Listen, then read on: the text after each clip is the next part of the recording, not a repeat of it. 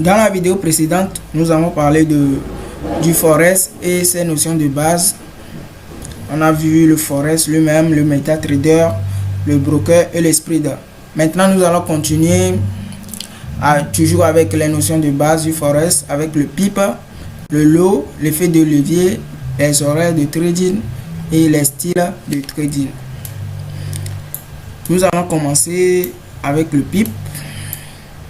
Le PIP est l'acronyme de Price Interest Points ou Points in Percentage en anglais. Bon, je suis pas trop fort en anglais, donc prenez ça comme ça.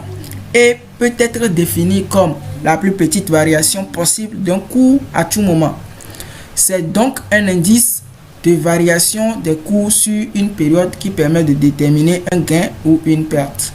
Donc il faut comprendre par là que sur le marché, lorsque les prix bougent, même juste une petite variation, ce sont les pips qui sont en train d'être comptés.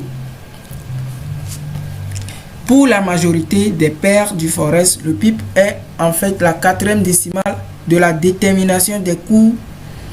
Par exemple, une variation de 1 PIP à la hausse lorsque l'euro vaut 1,1942 $ entraînera un cours à 1,1943 $. Vous comprenez? Donc, on veut dire que le PIP, c'est la 4e décimale de la détermination des cours. Ça veut dire que si une paire affiche un prix, par exemple 1,1942003, tout ça là, on ne considère pas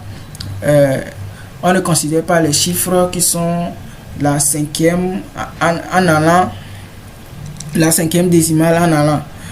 Donc on s'arrête à 4 décimales après la virgule, 1,1942, c'est tout.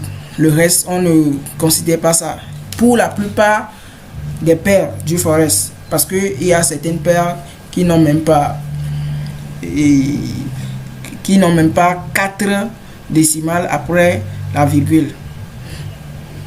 Donc, on dit pour une variation de 1 PIP, lorsque l'euro vaut 1,1942, ce sera 1,1943. Donc, il y a une variation de 1 PIP. Une variation à la hausse, bien sûr. Donc, toutefois, pour les paires dont les taux de change ne se calculent en centaines, comme pour l'euro-yen, par exemple, le PIP est la 2e décimale après la virgule, bien sûr. Donc, si une paire contenant le yen, vaut 119,43 par exemple. On dit en forêt, ce sont des paires contenant le yen dans leur combinaison. Voilà. Les paires contenant le yen n'ont pas 3 chiffres, non même pas 4 chiffres après la virgule. Donc, ils ont, je pense, 3 chiffres. Donc, on ne considère pas le 3e chiffre après la virgule, mais les deux décimaux après la virgule. Donc, si c'est une paire avec le yen affiche 119,4304 et puis il y a d'autres chiffres par là, par-ci, par-là, vous ne considérez pas le reste, juste les 2 premiers, le 43. Vous comprenez? Donc, je vais continuer. À titre d'exemple, si la paire de devises euro-USD affiche une cotation de 1,3390 et qu'en fin de journée, son prix est passé de 1,3355, alors on dit la paire de devises sera déplacée à la baisse de 35 pips. Je explique. On dit euro USD affiche une cotation de 1,3390 et en fin de journée son prix est passé de 1,3355. Donc la soustraction, on a fait juste une soustraction et on a trouvé 35 pips. On a vu que de 1,3390 à 1,3355, il y a eu un décalage de 35 pips à la baisse. Comprenez que les pips peuvent être calculés à la hausse comme à la baisse. Et dans ce cas, il y a eu un déplacement du prix à la baisse. Donc, il y a eu 35 pips de baisse. Donc, si le cours de cette paire de devises passe de 1.3400 à 1.3500, alors il gagne 100 pips ou 1 cent sur le marché d'échange. C'est aussi simple que cela. Donc, de 1 point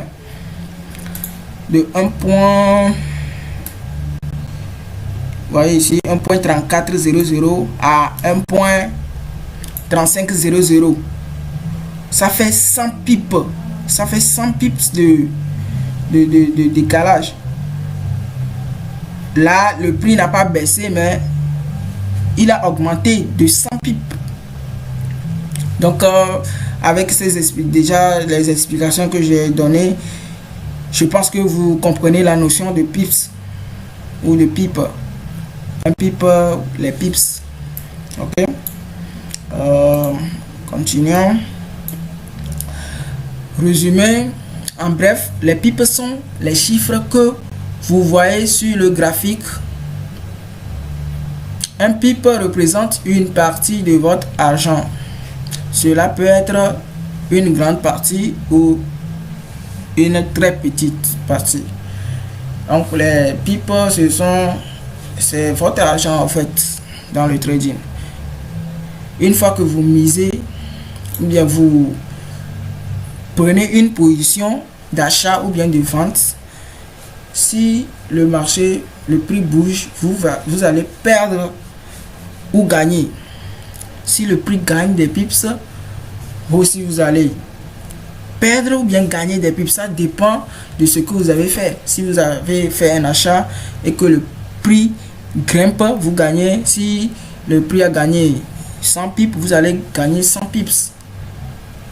Maintenant, avec les explications sur le lot et puis quoi encore, le lot, on a le lot, le pips, voilà. Avec la compréhension du lot, vous pouvez comprendre combien vaut en dollars un pips. Genre on vous dit vous avez gagné un pips sur le marché. Alors, ça vaut combien? Ça vaut combien de dollars? Ça va dépendre du lot que vous avez pris. Et si vous perdez aussi des pips, vous perdez de l'argent aussi. Donc, restez scotché. N'oubliez pas de liker, n'oubliez pas de vous abonner et vous allez tout comprendre. Donc, en bref, on a déjà fait ici. À chaque fois qu'une bougie grimpe ou baisse, ce sont des pips qui sont comptés. Voilà. Le marché est représenté par un graphique composé des bougies. Donc, les bougies, ça bouge à tout moment. Et ce sont des pips qui sont comptés à chaque fois que les bougies bougent, que ce soit à la baisse ou bien à la hausse. Donc, exemple, on dit euro-dollar égale 1.10200. 1,10200 est le prix de la paire euro-dollar à 7 h du matin. Dans la même journée à 9 h, le prix de la paire euro-dollar change, ce qui donne 1 euro-dollar égale 1.10400. Donc de 1.10200, c'est arrivé à 1.10400. Donc ça a grimpé ou bien ça a baissé de combien de pips? Conclusion, la paire euro-dollar a grimpé de 20 pips. Vous voyez ce qui a été fait. On n'a pas calculé et on n'a pas considéré le zéro, le dernier zéro dans les calculs. Seulement les 4 chiffres après la virgule. Le 10, 20 et le 10, 40. Donc si on avait considéré 0, on allait dire que conclusion, la paire a grimpé de 200 pips. De 200 pips. Mais juste puisque c'est seulement les 4 chiffres après la virgule qui a été considéré, donc ça va donner 20 pips. Le calcul donne 20 pips. Donc j'espère que vous avez compris la notion du pips. À présent, nous allons voir le lot. Le lot est un nombre d'unités monétaires. Un lot standard est égal à 100 000 unités d'une devise de base, la devise de votre compte. Cela signifie que si vous voulez trader un lot standard de la paire euro-USD, vous aurez besoin de 100 000 $. Il existe deux autres tailles de lot bien connues, mini et micro. Mini lot qui est égal à 10 000 et micro qui est égal, le micro lot qui est égal à 100 à 1000 unités, excusez-moi. Donc bon, pour ouvrir une transaction, vous devez décider du montant à investir. Le terme lot est étroitement lié à des notions telles que effet de levier et pips. Effet de levier à voir tout à l'heure et le pip déjà vu. Donc on va voir le lien entre tout ça là. On va voir le lien entre tout ça là. Donc on dit un lot standard est égal à 100 000 unités. Ça veut dire quoi? Ça veut dire que pour trader avec un lot standard, il faut 100 000 $ sur votre compte pour pouvoir prendre un lot standard dans votre trade, sur votre trade. Maintenant, le lot mini qui est égal à 10 000 unités, ce qui veut dire que vous devez avoir 10 000 $ pour trader, pour pouvoir prendre un lot mini. Donc naturellement, logiquement, vous comprenez que le lot standard est supérieur au mini lot. Et le mini lot aussi est supérieur au micro lot qui est égal à 1000 unités. Qui voudrait dire qu'il faudra 1000 $ pour prendre le micro lot. Alors que le micro lot est le lot le plus petit dans les types de lot. C'est le lot le plus petit. Alors qu'on dit qu'il faut 1000 $ minimum pour pouvoir prendre ce lot. Donc ne paniquez pas, vous n'avez pas besoin de réunir 1000 $ pour pouvoir vous lancer dans le trading, même si je dirais que c'est l'idéal, mais vous n'avez pas besoin forcément d'avoir 1000 $ avant de trader. Sachez que avec les explications sur le fait de levier, vous allez comprendre que même avec 100 $, vous pouvez prendre un lot standard sur votre compte. Ok, donc restez patient. Bon, il y a une petite, j'ai fait quelque chose qui ressemble à un petit tableau ici pour mieux vous expliquer.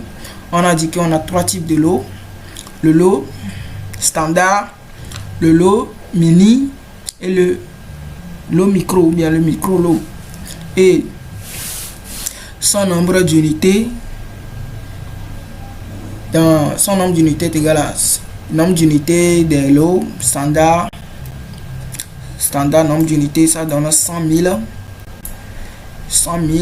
et sa notation MT 4 ou 5 dans le MetaTrader. Comment est noté le lot standard? Un lot standard est écrit 1. Si vous voulez prendre un lot standard dans votre trade, vous devez écrire 1 dans le MetaTrader et vous lancez votre trade. Et maintenant, valeur en dollars par pip. Ça veut dire quoi? Ça veut dire que si vous prenez un lot standard, vous gagnez ou vous perdez 10 $ par pip. J'espère que vous me comprenez. Vous prenez un lot standard dans votre MT4 et vous lancez un achat. Donc, si le marché grimpe de 1 pip, achat veut dire que vous voulez que le prix grimpe. Et si le marché grimpe de 1 pip, vous gagnez 10 $. 2 pips, 20 $. 100 pips, vous-même faites le calcul et vous aurez combien vous gagnez. Ça fait 10 fois 100. Et ça fait, je pense, 1000 $. Ouais, 1000 $. Vous avez 1000 $ si vous gagnez 100 pips. Donc c'est ça. Le mini lot équivaut à 1000 unités. Drôle de dessin. 1000 unités, c'est le nombre d'unités du mini lot. Et maintenant sa notation dans le MT4. Sa notation dans le MT4 c'est le 0,1. Donc si vous voulez lancer un trade avec un mini lot, vous devez choisir 0,1 puis lancer votre trade, que ce soit en achat ou bien en vente. Maintenant, je n'oubliez pas que j'ai dit qu'il faut au minimum 10 000 $ pour pouvoir lancer. Mais après, je vais vous expliquer comment c'est possible de prendre ces lots là avec n'importe quel capital, même en dessous de 1000 ou bien de 500, de 100 $.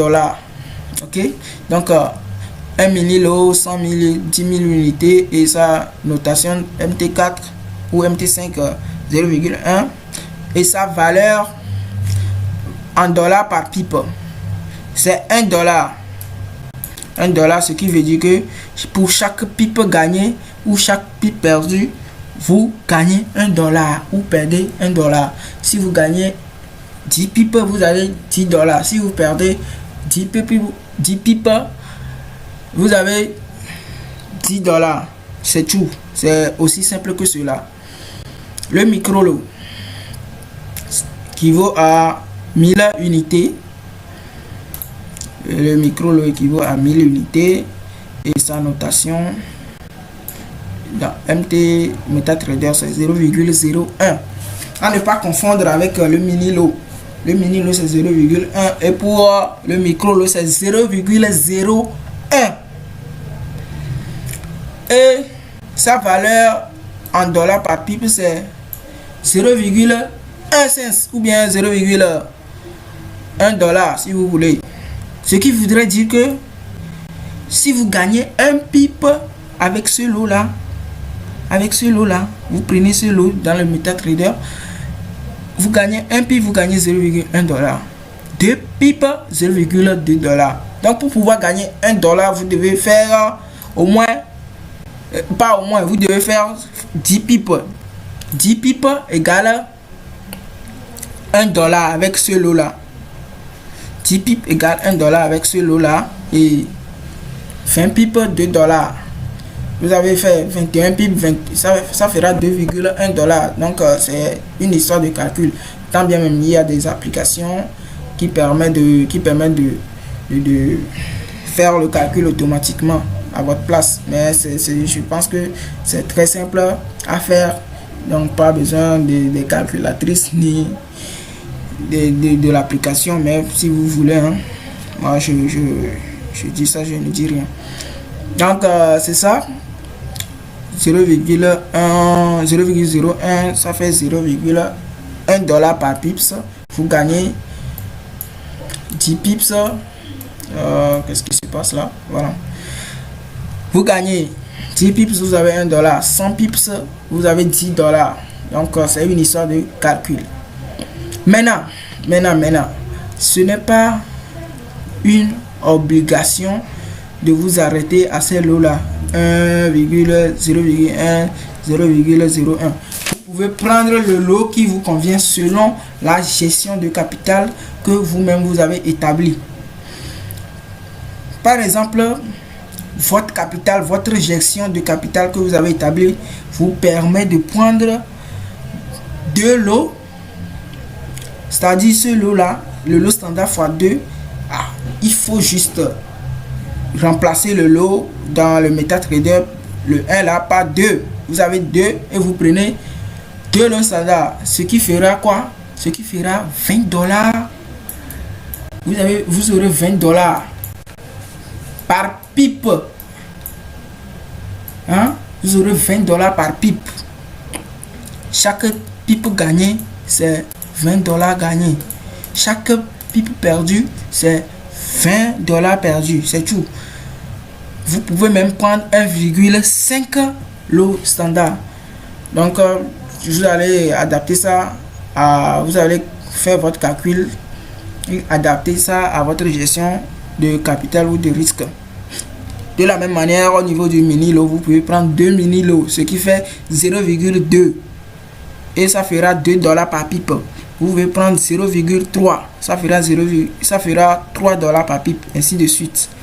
Ici, vous pouvez prendre aussi 0,02 qui est 2 microlots. Vous pouvez prendre 0,05 qui est 5 microlots. Ce qui fera, si c'est 0,05, ça fera 0,5 $ par pipe.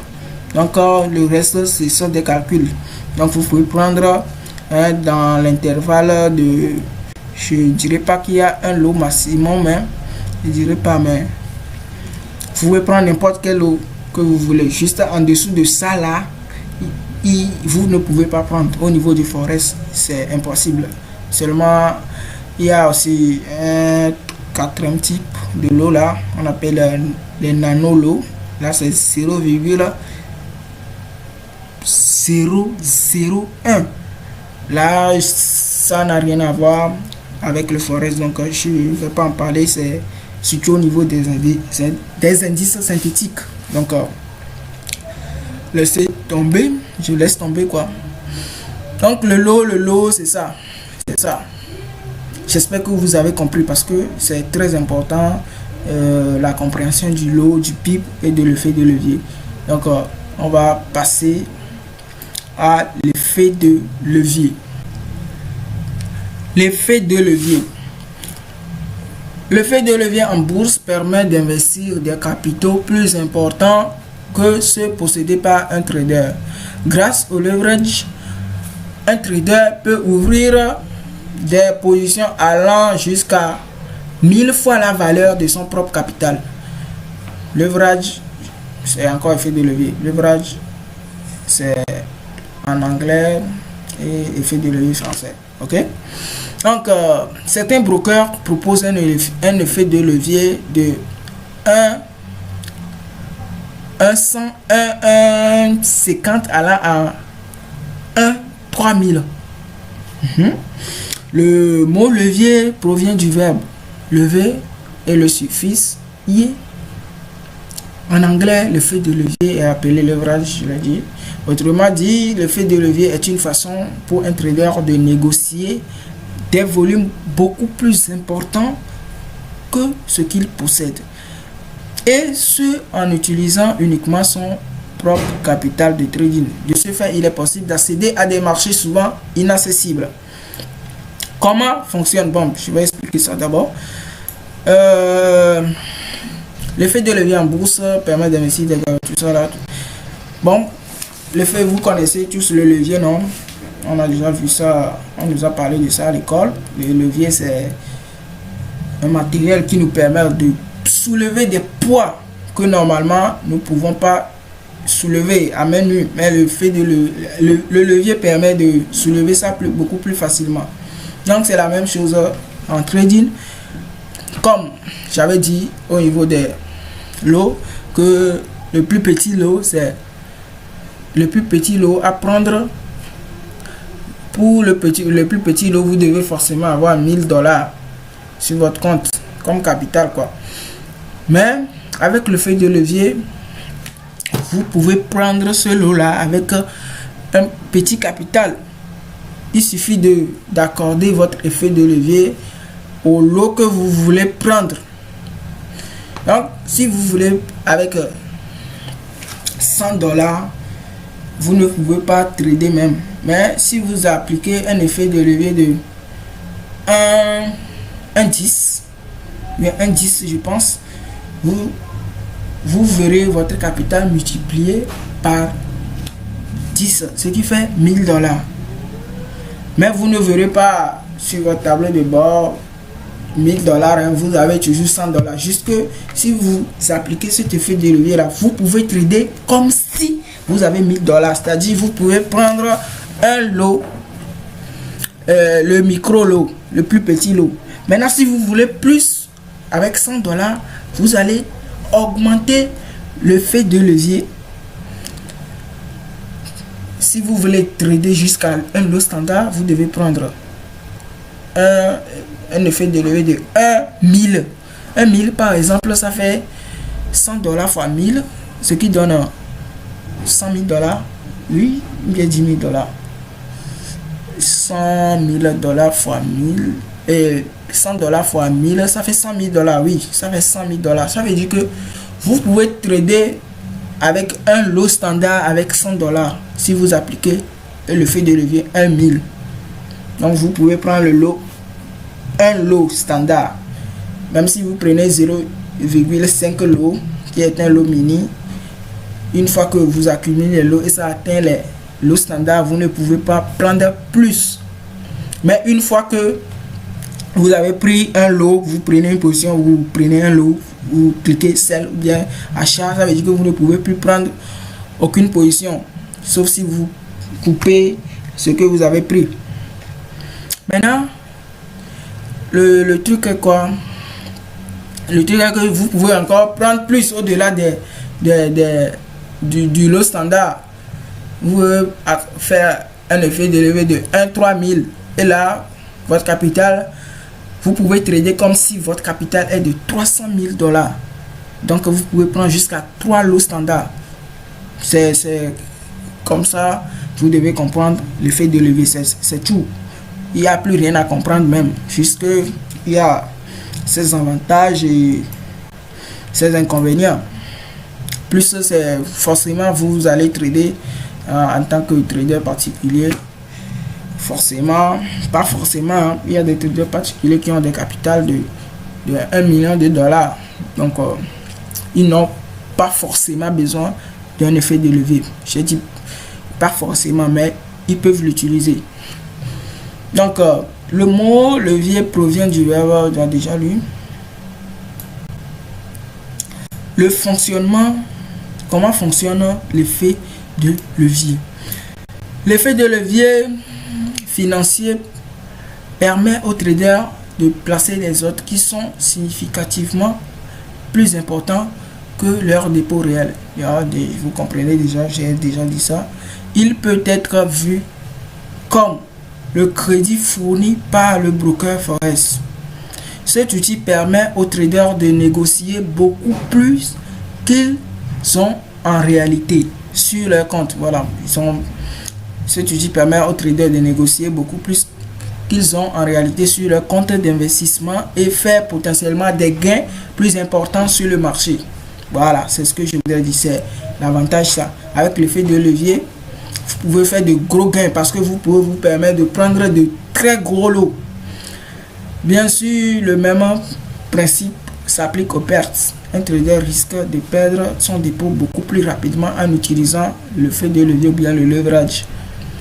C'est pourquoi la négociation sur devises avec une marge doit être faite avec prudence.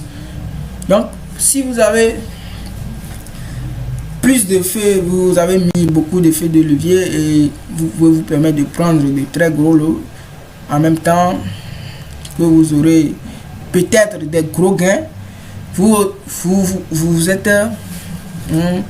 pouvez aussi avoir de grosses pertes facilement. Vous pouvez perdre tout votre capital en un clin d'œil parce que juste parce que vous avez la possibilité de prendre un gros lot grâce à l'effet de levier, vous avez foncé la tête baissée, le pire est arrivé.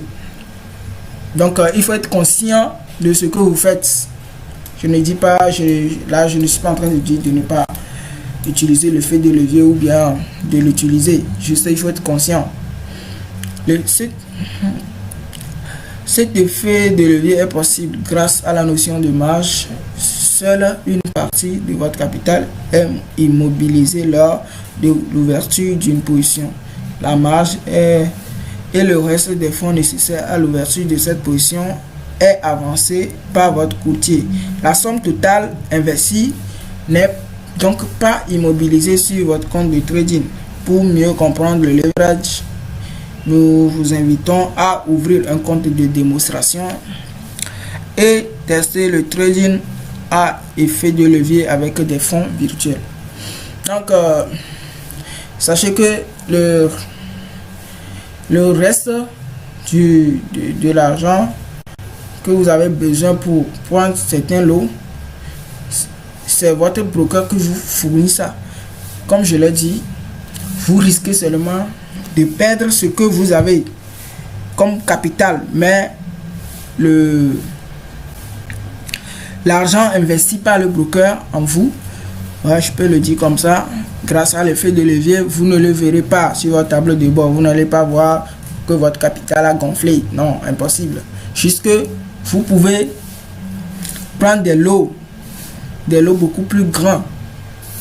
Donc c'est grâce au broker. Le broker a investi beaucoup, a investi la somme qu'il faut à votre place. Donc c'est le broker. Je ne dis pas que le broker risque de l'argent, parce que une fois que votre capital est perdu, la position est coupée automatiquement.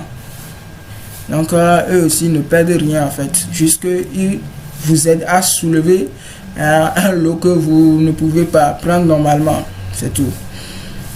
Donc pour mieux comprendre, voilà, pour le compte de démonstration, je pense qu'il est temps que je vous montre comment créer un compte de démonstration pour pouvoir tester tout ce que vous allez apprendre dans mes vidéos.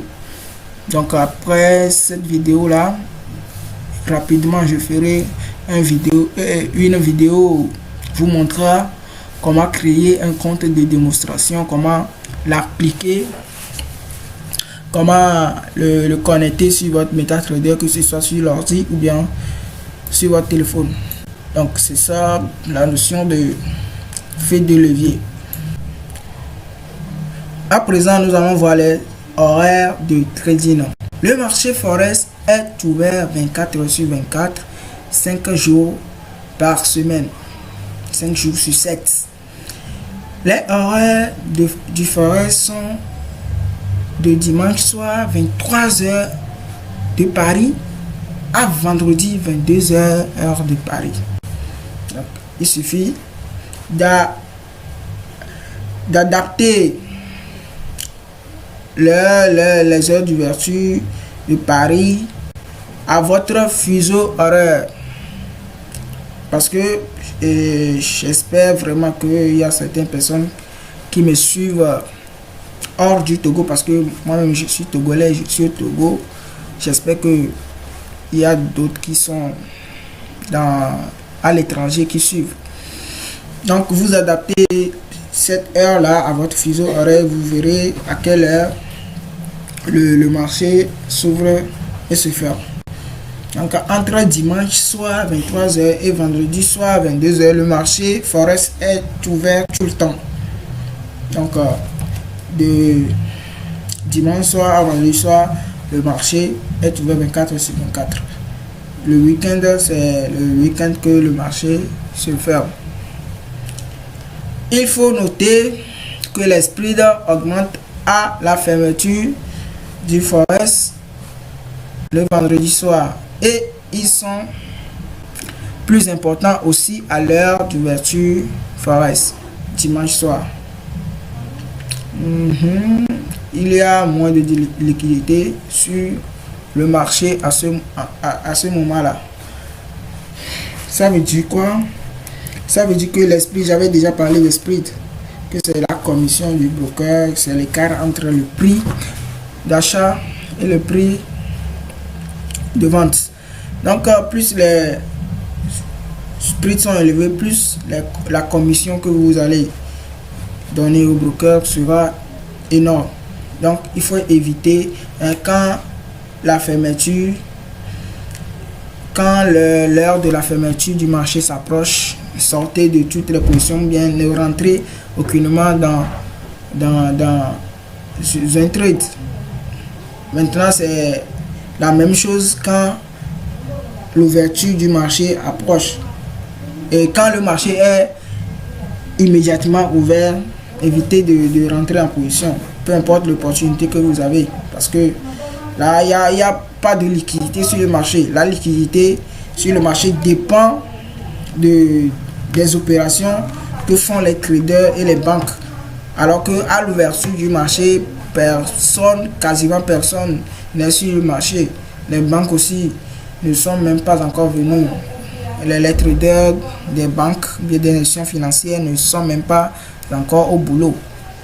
Donc bon, laissez tomber quoi. Tant bien même que il y a des types de trading que vous pouvez faire. Là vous avez des positions qui vont durer, vous avez des trades qui vont durer pendant des jours. Là, c'est différent. Vous pouvez laisser ça parce que votre objectif est très très loin de ce que le spread peut vous bouffer. Donc, bon, quand je dis des choses, il faut les prendre avec pincettes. En effet, les marchés des devises internationaux sont composés de banques, d'entreprises de trading différentes, des banques centrales, des fonds spéculatifs, des sociétés de gestion de portefeuille, sans parler des brokers forex et des investisseurs dans le monde entier. Donc sur le marché forex, nous sommes beaucoup, nous sommes nombreux. Il y a beaucoup d'entités sur ce marché-là.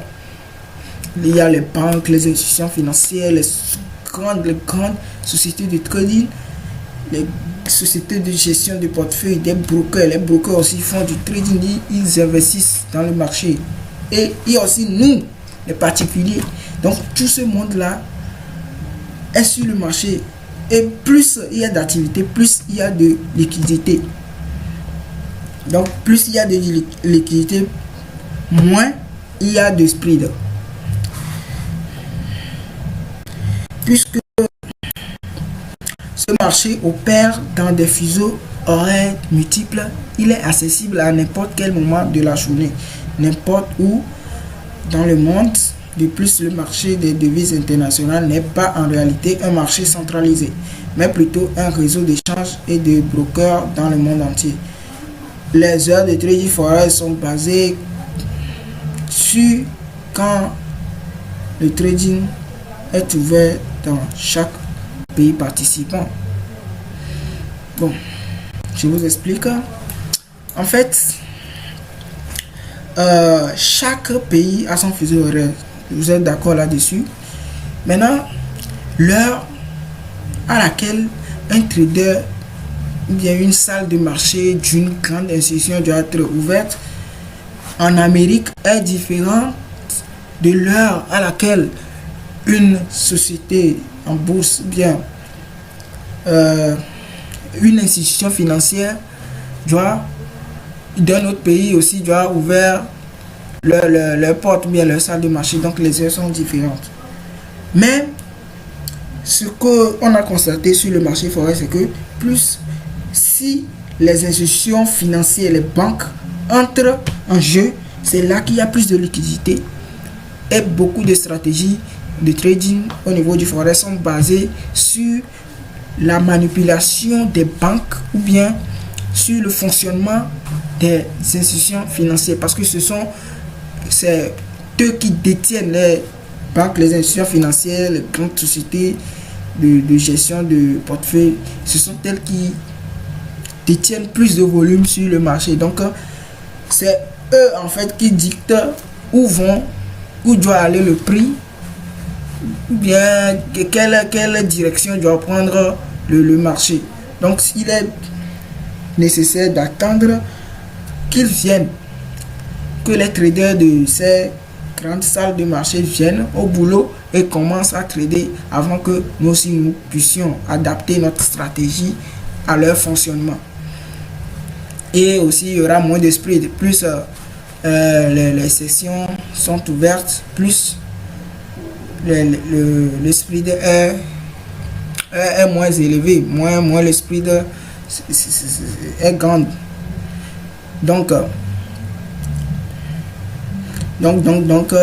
et bon, on va apprendre ça tout à l'heure, comment détecter, ou bien on va apprendre quand s'ouvrent les banques, bien les institutions financières dans chaque pays, mais les plus importants quand même, parce que c'est pas tous les types de banques qui peuvent faire bouger le marché.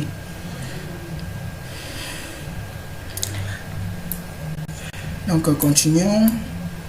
Les séances de trading principales sont Londres, États-Unis, chevauchement. Parce que arrivé à un moment, la session de Londres et des États-Unis chevauchent. C'est-à-dire, elles sont ouvertes au même moment.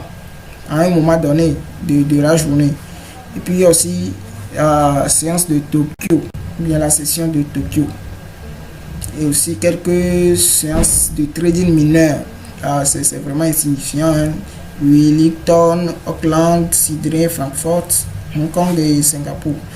Donc la session de Londres concerne la Grande-Bretagne bien sûr, mais sur le marché, ça concerne les paires de devises contenant le GBP.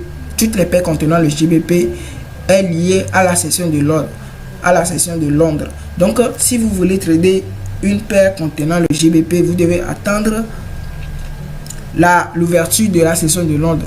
Vous devez attendre que les salles de marché en Europe et en Europe ou bien aux États-Unis et pas aux États-Unis, en Grande-Bretagne s'ouvrent, que ces salles de marché s'ouvrent et qu'ils commencent à travailler d'abord avant de pouvoir rentrer sur le marché. Si vous voulez trader des devises contenant des paires de devises contenant le GBP. Maintenant pour les États-Unis aussi, ça c'est le dollar, l'USD. Donc toutes les paires de devises contenant le dollar sont plus liquides à l'heure de l'ouverture de la session des États-Unis.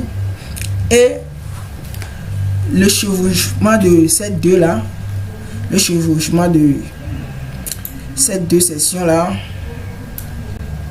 rend encore le marché plus liquide. Ensuite il y a la session de Tokyo, là c'est carrément le yen japonais, c'est le yen japonais.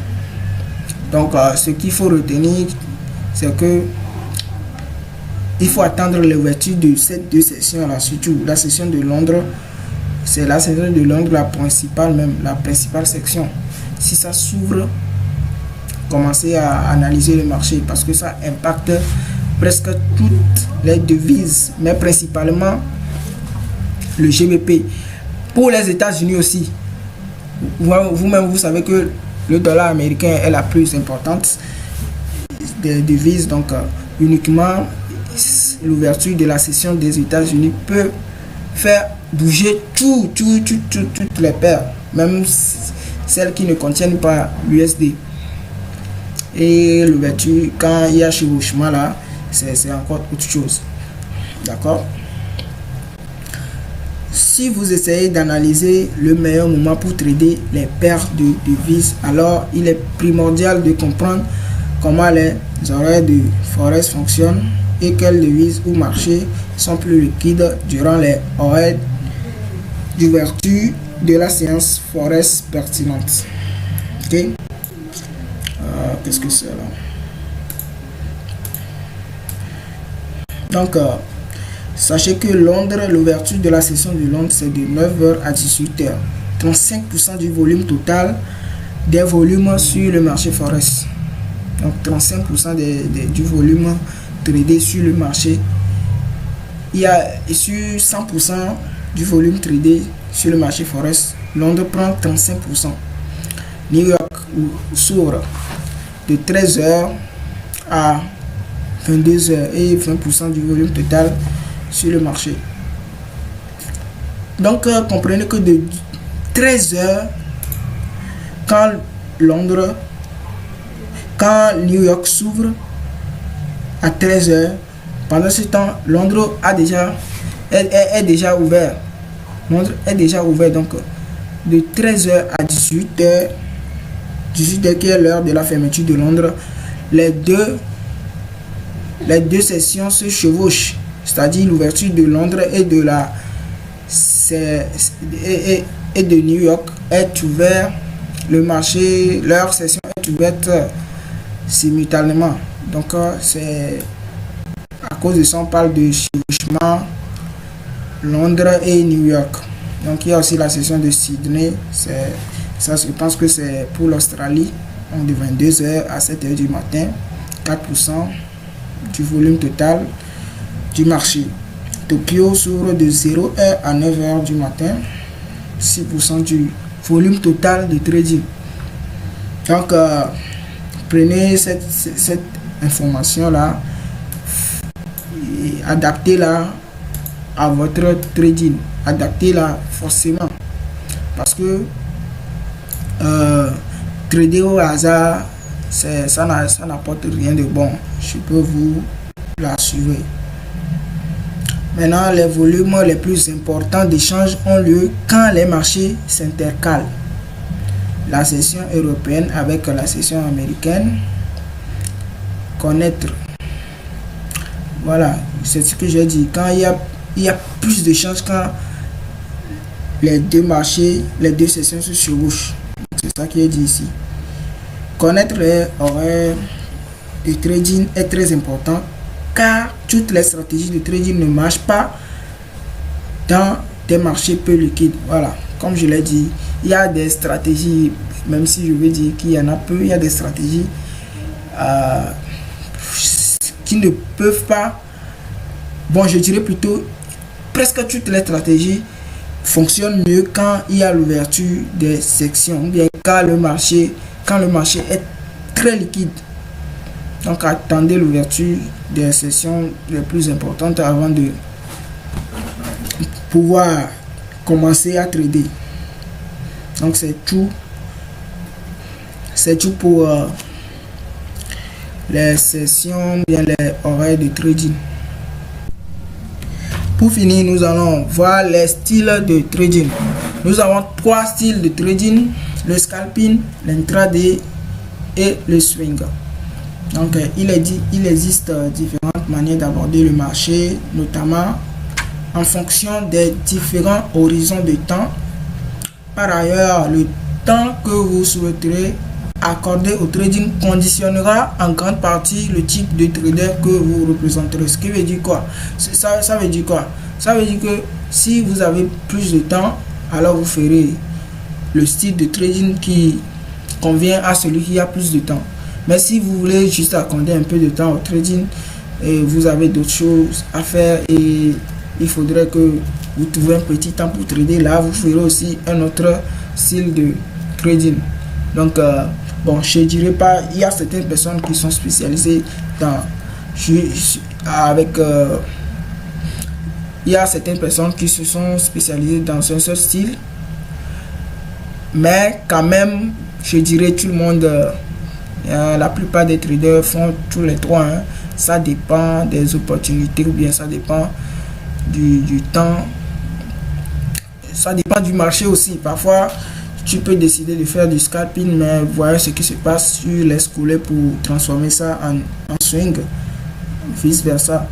Donc bon, avant tout, un trader est scalper, faiseur de l'intraday ou bien du trading et swinger en même temps. Après tout, il y a certaines personnes qui font juste un style.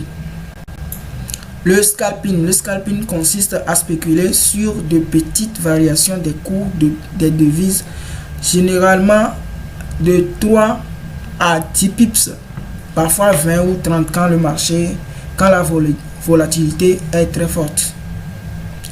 Ça veut dire que le scalper, bien celui qui fait du scalping, lui il vise juste 3 ou bien 10 pips. Ça veut dire qu'il vient sur le marché, il guette une opportunité, il prend un gros lot, et il gagne 3 pips et il sort, il gagne 5 pips, il sort bien 10 pips. Si le marché est très volatile, bien, ouais, quand le marché est volatile, c'est quand le marché est très rapide, hein, juste le temps de clôturer sa position à 10 pips, le marché peut lui donner 20 ou 30 pips. Donc c'est ça le scalper, c'est ce que fait le scalper. Les scalpers ne prennent pas en compte l'analyse fondamentale, mais peuvent prendre des positions consécutives à des réactions violentes des devises face à des publications de statistiques ou de déclarations influentes. Vous savez, en trading, il y a l'analyse technique et puis il y a l'analyse fondamentale. L'analyse technique, pour faire l'analyse technique, on se concentre seulement sur le graphique. Mais pour l'analyse fondamentale, on est on écoute les infos concernant l'économie, bien on se réfère à notre calendrier économique. J'avais dit dans la première vidéo aussi, vous ne l'avez pas vu, allez checker ça sur la chaîne où je parlais du calendrier économique qui fait partie des outils du trader Forex. Donc l'analyse fondamentale, ça se concentre sur les news, sur l'économie mondiale. Donc le scalper ne prend pas en compte l'analyse fondamentale. Généralement, je vais dire, mais parfois il y a des scalpers, je dirais beaucoup font du scalping sur certains news, les news qui font partie de l'analyse fondamentale. Donc le fait de gagner, on peut faire de l'analyse, on peut faire du scalping et gagner 50 pips. On peut faire du scalping et gagner 50 pips. Ça dépend de la vitesse ou bien de la violence du marché. Donc bon, de façon générale, les scalpers ne prennent pas en compte l'analyse fondamentale. Et bon. La stratégie du scalper se base essentiellement sur l'analyse technique, ça c'est dit. Généralement sur les graphiques de 1 à 5 minutes. Voilà. Pour le scalper analyse le marché sur le graphique de 1 à 5 minutes. Donc, tu peux. Voici. Là, je vais vous montrer le graphique. Un instant. Ouais, vous voyez le graphique. Ça, c'est le graphique du dollar américain et du yen japonais, le USD/JPY. On est sur le graphique d'une journée. On est sur le graphique d'une journée et on peut modifier ça. On peut modifier et revenir sur un graphique de 5 minutes ou bien de 1 minute. Vous voyez, donc le scalper lui analyse sur un graphique de 1 minute ou bien de 5 minutes quoi. Vous comprenez, j'espère. Le nombre d'ordres passés dans la journée est très élevé et l'effet de levier important. Voilà, comme je l'ai dit, pour pouvoir prendre au moins quelque chose en tant que scalper, il faut prendre un lot un peu volumineux. Donc il est important d'avoir un effet de levier important pour pouvoir prendre de gros lots. Donc le nombre d'ordres passés dans la journée est très élevé et l'effet de levier important pour que les objectifs réduits en termes de pipe débouchent sur des gains en capital important. Voilà, parce que là si tu vises seulement 10 pips, pour gagner 50 $, il faut prendre un lot assez conséquent.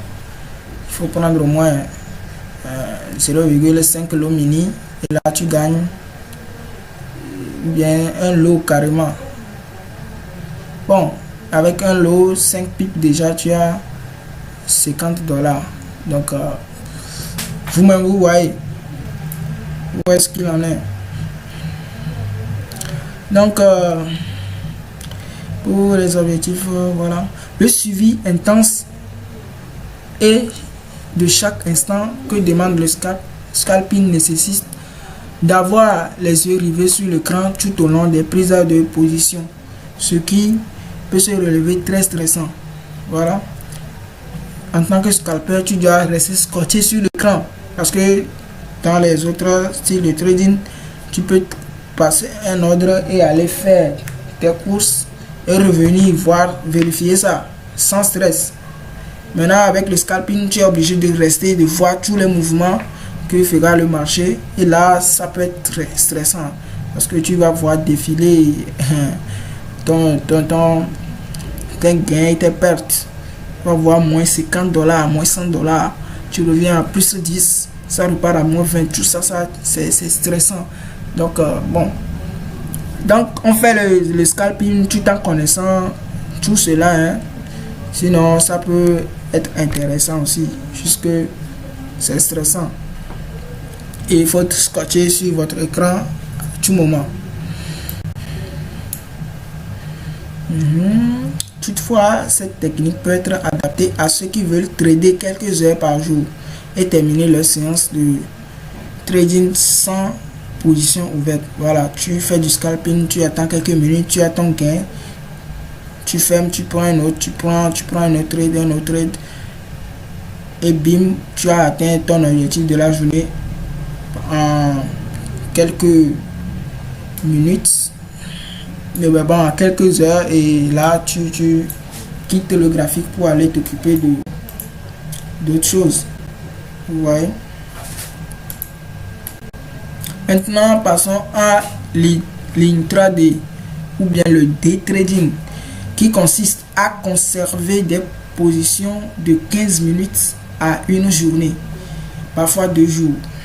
Les day traders ou bien ceux qui font de l'intraday se basent eux aussi essentiellement sur l'analyse technique, mais prennent en compte l'analyse fondamentale et l'actualité dans leur décision.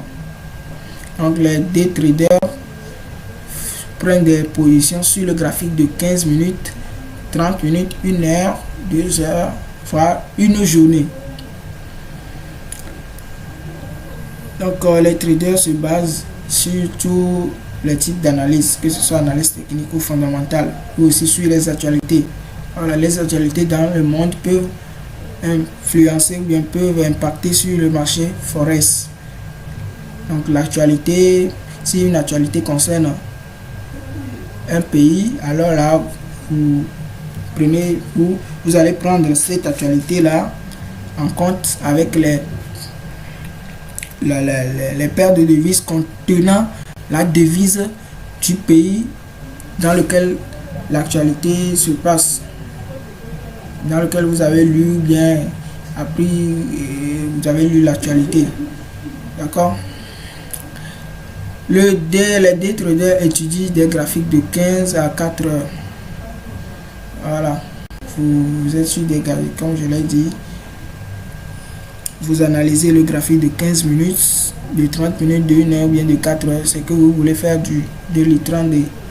Mais par la suite, vous allez comprendre que même si tu fais de l'intraday ou bien du swing, il faut forcément venir dans des time frames comme M5 ou bien M1 pour avoir des confirmations d'entrée. Mais bon, passons, on verra ça après. Et leurs objectifs de gain tournent autour de 50 pips en général. Les day traders sont moins obligés de suivre intensément leurs positions que les scalpers et utilisent généralement des stops et des limites. Donc les day traders, eux, bon, ils peuvent pas rester scotchés sur l'écran à tout moment quand même, mais tantôt ils peuvent revenir voir, mais jusque ils sont pas obligés d'être tout le temps avec, tout le temps de leur trading sur leur écran. C'est le type de trading le plus répandu parmi les traders indépendants. Voilà, c'est le day trading que la plupart des traders font. Et c'est le type de trading par lequel devraient commencer les débutants. Bon, pas besoin d'expliquer ça, vous comprenez déjà. Et il y a le swing. Dans le trading de positions, on cherche à conserver les positions de plusieurs jours à quelques semaines. Voilà. Avec le swing, tu peux tenir sur une position pendant une journée ou une semaine. Il y a des traders qui font jusqu'à qui restent des positions jusqu'à 2 semaines, voire 1 mois. Donc c'est du swing, c'est du long terme en fait. Vous comprenez? Si l'analyse technique intervient comme toujours dans le processus de décision, les traders de position accordent une grande importance à l'analyse fondamentale, à l'actualité et à la psychologie du marché, ainsi qu'à l'ambiance du moment. Donc, le swinger doit surtout se baser sur les actualités, même si l'analyse technique reste très important dans tous les styles de trading. Il faut quand même se centrer sur l'analyse fondamentale et l'actualité quand on fait du swing pour pouvoir connaître la direction générale ou bien le marché, l'ambiance du marché, voilà, pour pouvoir mieux se positionner en tant que swinger et laisser sa position faire plusieurs jours. Les graphiques étudiés sont généralement des graphiques journaliers, bien que des graphiques horaires puissent être utilisés pour parfaire les entrées en position et les graphiques hebdomadaires pour prendre du recul sur la tendance de fond. Les objectifs de gain sont ici très élevés et se comptent en centaines de pips. Voilà, donc le day trader, le swinger vise dans les 300 pips, 200 pips, 350, 400 pips. Voilà, vous faites le swinger fait l'analyse sur le graphique de un mois, ou bien une journée aussi, un mois, une journée, ou bien un an, une semaine. Mais forcément, il doit revenir dans des time frames ou bien dans des unités de temps plus courtes pour pouvoir parfait, pour pouvoir raffiner ces zones d'entrée ou bien là où il veut faire son entrée en position. Donc c'est tout pour cette vidéo et prochainement, très prochainement, nous allons voir. Je vais vous montrer comment créer un compte démo ou bien et comment